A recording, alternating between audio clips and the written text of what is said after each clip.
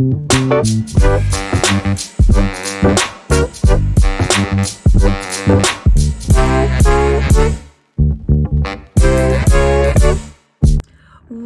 up, kittens? Welcome back to another Operation Unbothered. Thank you for always choosing to spend your time here with me, exploring this multi-dimensional experience. It's a journey, it's illuminating, and it is a process of recognizing oneself and nourishing the soul while on the journey of awakening from one's spiritual amnesia.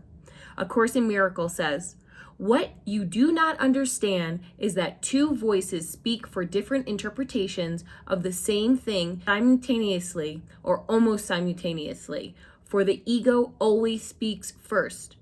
The ego speaks in judgment, and the Holy Spirit reverses its decision, much as a Supreme Court has the power to reverse a lower court's decision about the law of the world. As ye sow, so shall ye reap." Galatians 6:10 of the King James Version.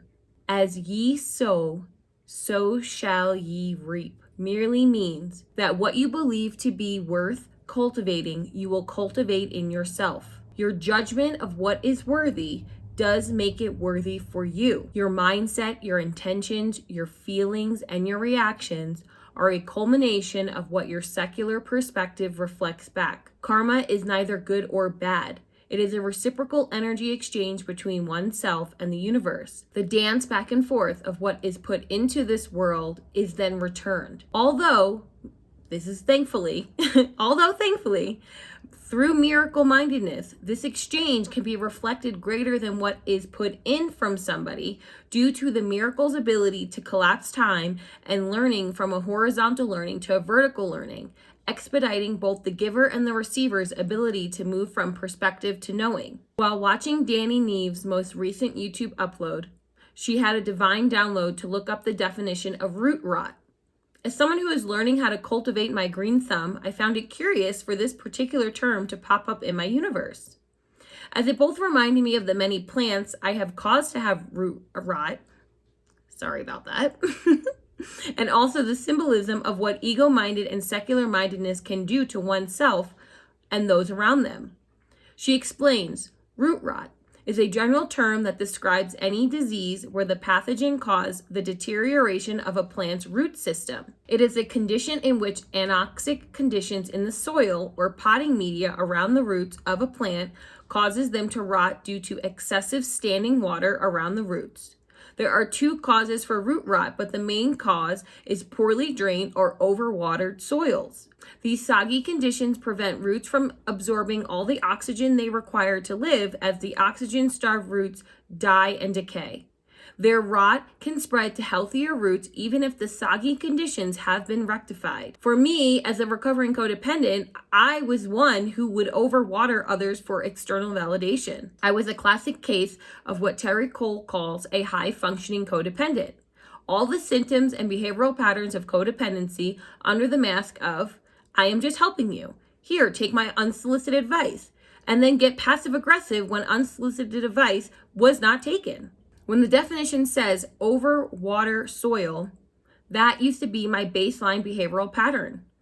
Overwatering others as a transactional energetic engagement of, I will overwater you, now you overwater me, which actually left me in an energetic drought, as due to my codependency and growing by primary caregivers as a child in both covert and overt narcissistic energetic exchanges, I did not have a balance of nourish me and then I can nourish you. Rather, I viewed the energy exchanges as I water you for the purpose of external validation instead of I water me for internal validation. And then, not selfishly, rather through the obedience of being a miracle worker, nourish from my overflow to others. Honestly, as a recovering codependent, this balance has been a top 5 best skills I have learned how to course correct, because now I am fully in my miracle mindedness and no longer think, act, react, or project from the perspective of an emotional dumpster or desperation for external validation. It is a blessing and a miracle within itself to have this right-minded perspective to do my part as a miracle worker, because I do it from a place of obedience to source and not from the mirage of transactional expectation. The 4 functions of behavior as defined by Study Notes ABA states, the 4 functions of behavior describes why somebody may engage in any behavior. In any words, why any learned behavior has been selected by its consequence. The 4 functions traditionally include access to tangibles, access to attention, access to sensory input, and escape or avoidance. Individuals select and choose behaviors to include in their repertoire because they serve one or more of these purposes in their life. What does your behavioral reaction signify about the type of person you are? Does your behavior align with miracle-mindedness, spreading love and light in your own universe and the lives of others? Does your behavior align with secular-mindedness, acting as root rot in your own universe and the lives of others? Is your behavior an accurate reflection of your spiritual self here in the secular dimension? It is a process and it is a journey, and there's always an opportunity to try again, to begin again, to reprogram oneself, to approach these experiences in the secular dimension from miracle-mindedness, from right-mindedness. And even if in the past, the behavior reasoning, those 4 functions of behavior have been to get the external validation, that is a data point to consider that, oh, in these situations, these are the ways that I behave, and this is why I'm behaving that way. And for me, I know that when I do my self-reflection and I think about like, oh, why did I do these different things? It is really supportive at times for me to be able to say, I am having these behavioral patterns because of this is what is being triggered inside of me. It makes the process of self-reflection more effective because I'm willing to truly take a look at where I've been and what I'm doing and how does it not align with my miracle-mindedness. And giving myself that space and grace to be able to accept that, yes, I've not always been at this exact energetic awareness, this right-mindedness awareness, this level of miracle-mindedness my whole life. I just got here. I'm still figuring this out. And I like to tell people that I feel like Bambi sometimes. Like my legs, my spiritual legs sometimes are shaking. And for me, it really is giving myself that space and grace and that love and that compassion and that internal validation through knowing that I am doing the very best that I can do. And as I continue to put myself in the position to give myself the opportunities to collect new data to say like, yes, I am acting in miracle-mindedness. Yes, I am acting in right-mindedness. And also in the times where if I am recognizing a behavioral pattern that's coming up internally, to say, that's where I have been. What are my tools that I can move forward to be the person that I say that I am?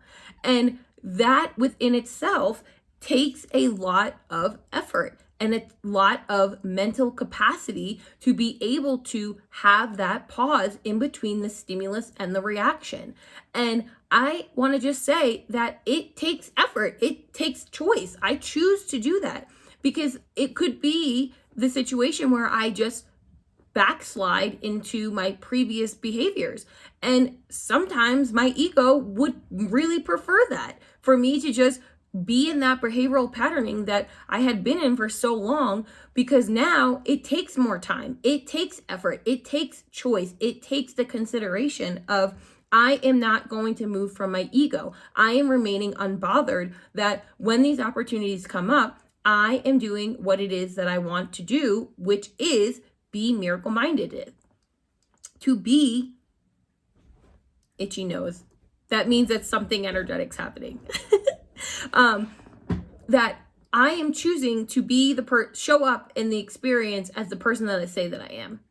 And allow that to be from my spiritual self, from my miracle-minded, and not be from my ego. And I've talked about this in other videos before of this is a journey and this is a process. And I give myself that space and grace. And I know that I say that a lot. And really, it's just as much as a reminder for myself as it is for me sharing out of that doing this process and taking on this process and taking on this identity of who I am and my future self, of being somebody who is not acting from my ego, who is not coming from the ego, and having been a person who is very much enmeshed in the secular world and secular thinking, this is a change of behavior and thinking and acting and reacting and engaging with people. And I really just share this sentiment of love and light to each and every one of you who is on this journey, because it's a task. And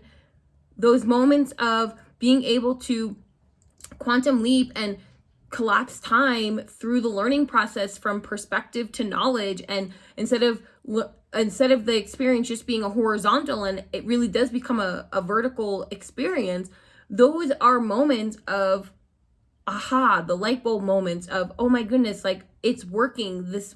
All of these little behaviors and all these little changes that I have made, they are working, they are culminating, and they are becoming the energetic makeup of my automatic behaviors, rather than me constantly feeling that I'm needing to stop and then react. That I am able to have more of this just be more fluid within who I am, because I continuously choose this identity. I continuously choose the thought, or rather, I continuously choose to think, what would this version of me do? How would I show up in this experience? What does my future self need me to do here right now in order to make it to that person who I say I am and continue to evolve into?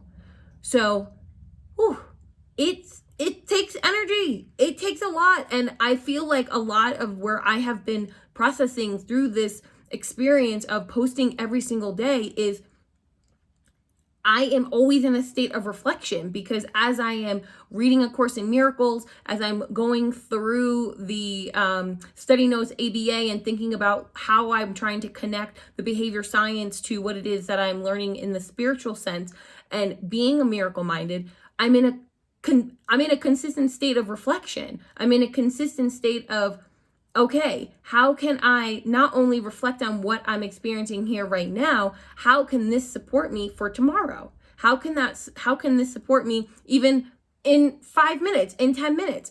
What is that culmination? What is the consequences of this daily self-reflection? And I'm like shocked that, this is my 23rd day posting, and I have such, love for myself of showing up consistently every single day to be like, I'm going to actually really invest the time and the energy to research, to reflect, and to compile all these things together to support myself, to say like, whoa, this is what I'm learning. This is what this process has been like. Because on some days, I don't want to be here to post. I don't want to be. It feels more of a chore than a choice.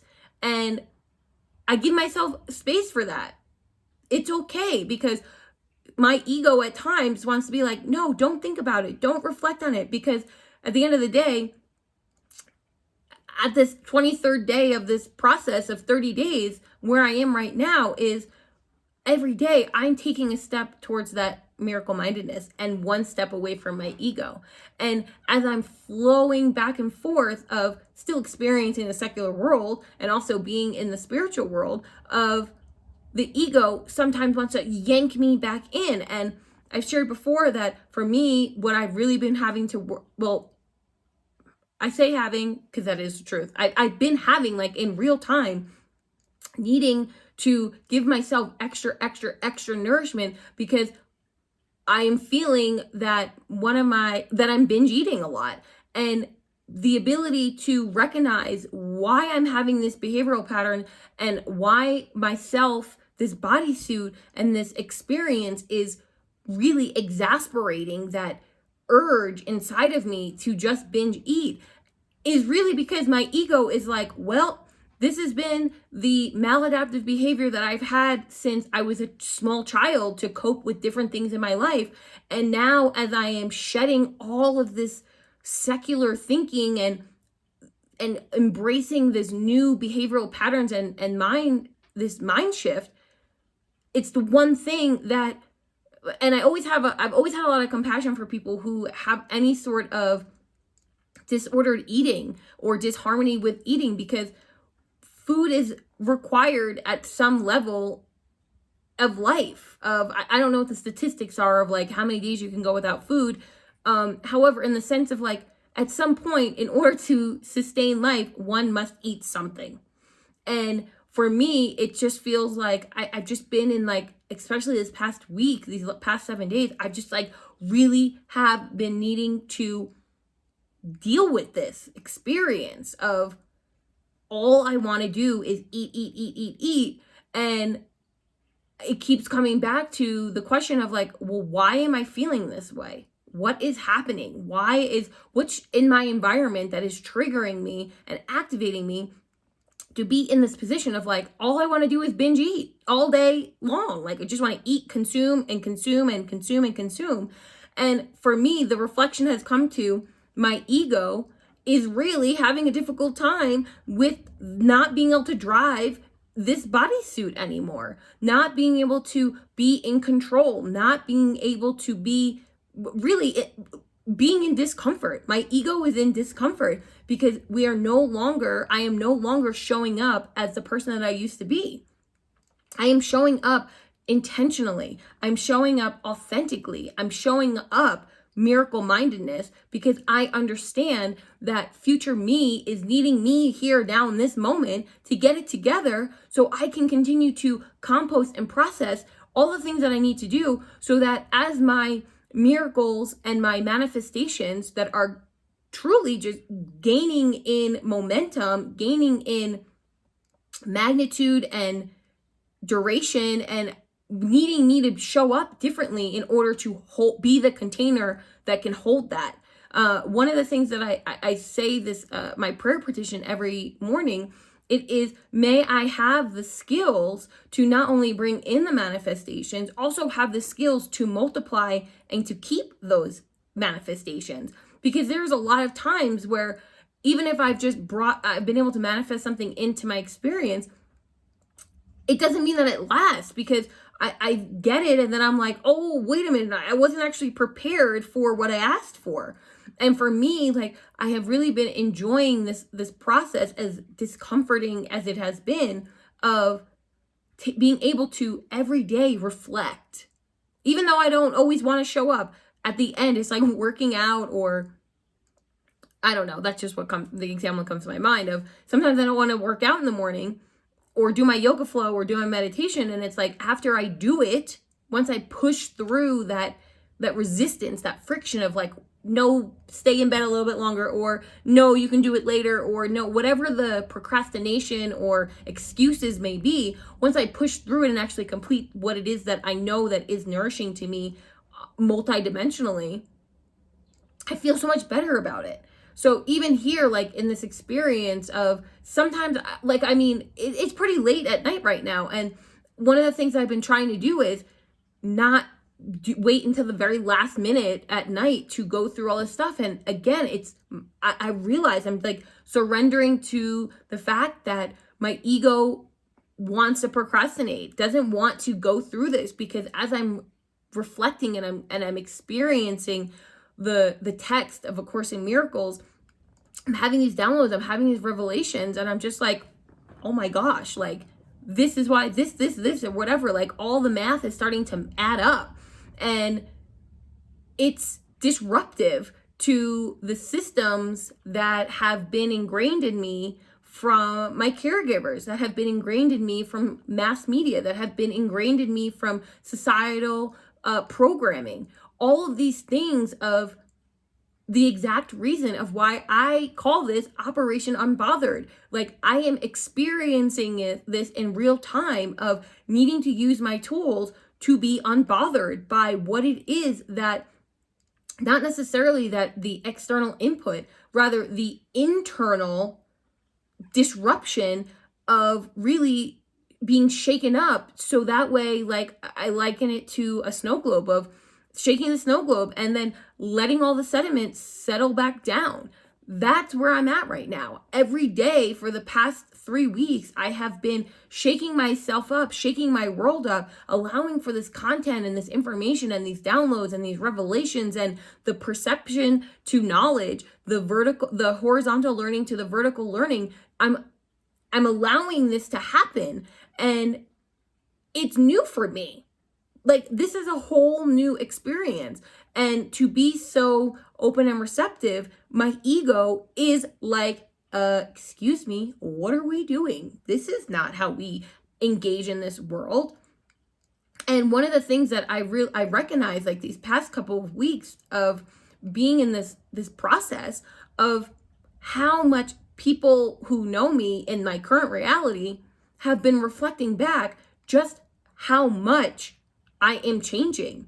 And for me, it's like, I see myself every day. I talk to myself every day. I'm with myself every day.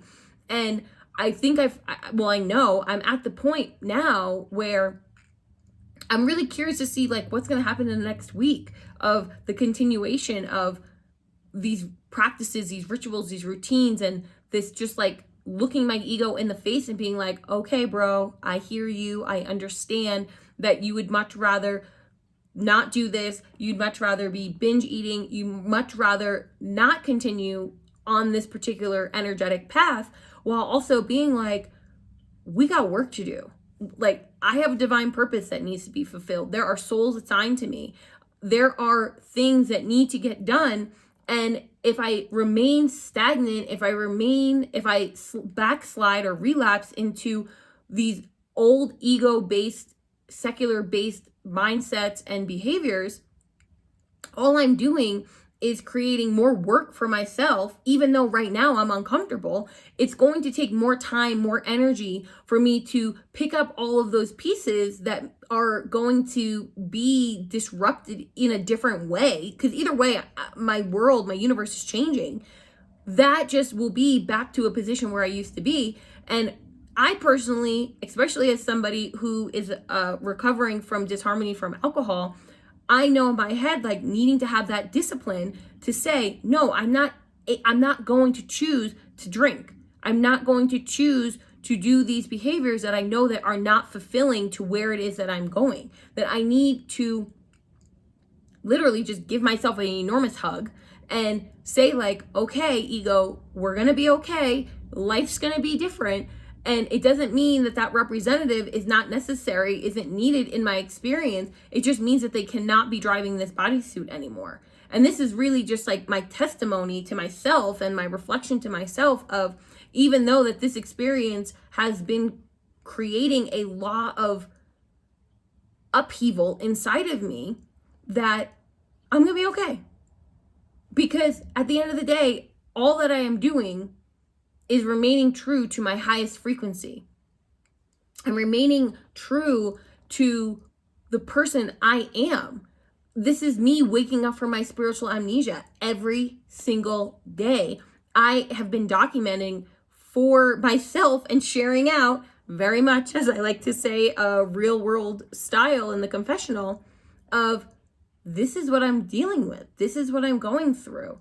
And dang, like, it's kind of wild that I'm here at this moment, day 23. I'm doing it. I'm experiencing it. I am expanding. I'm realigning. I am creating the mindset changes that my future self is like, thank goodness that you're doing it now, because either way, it was going to happen. So I'm glad that I'm doing this willingly, even if there is a lot of resistance, even if there's a lot of friction at times, and even if there's a lot of like ego being like, heck no, we don't want to do that.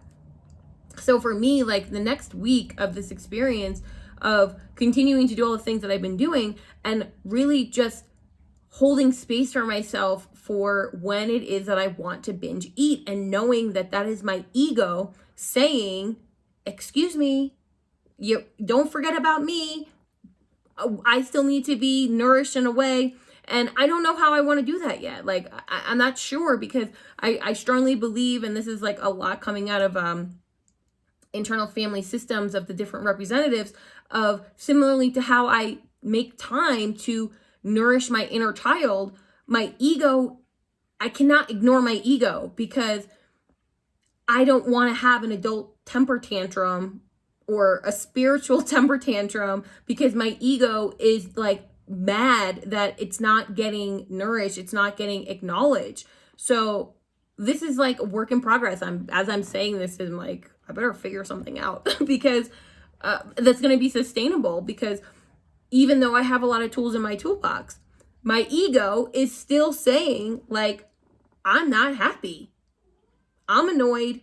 We need to figure this out. Let's move forward. Okay, so with that little bit of a, as Abraham Hicks says, a rampage, which I think is equally as necessary at times to just kind of be like, this is what I am experiencing. I'm going to finish off with a quote from Alan Watts. And it says, the self-conscious feedback, well, isn't that confirmation?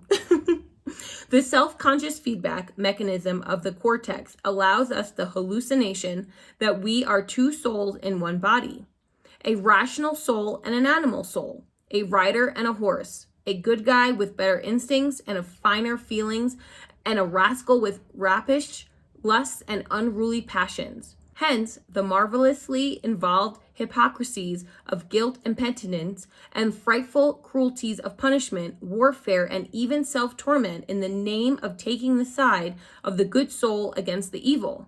The more it sides with itself, the more the good soul reveals its inseparable shadow, and the more it disowns its shadows, the more it becomes it. Thus, for thousands of years, human history has been magnificently futile conflict, a wonderfully staged panorama of triumphs and tragedies based on the resolute taboo against admitting that black goes with white.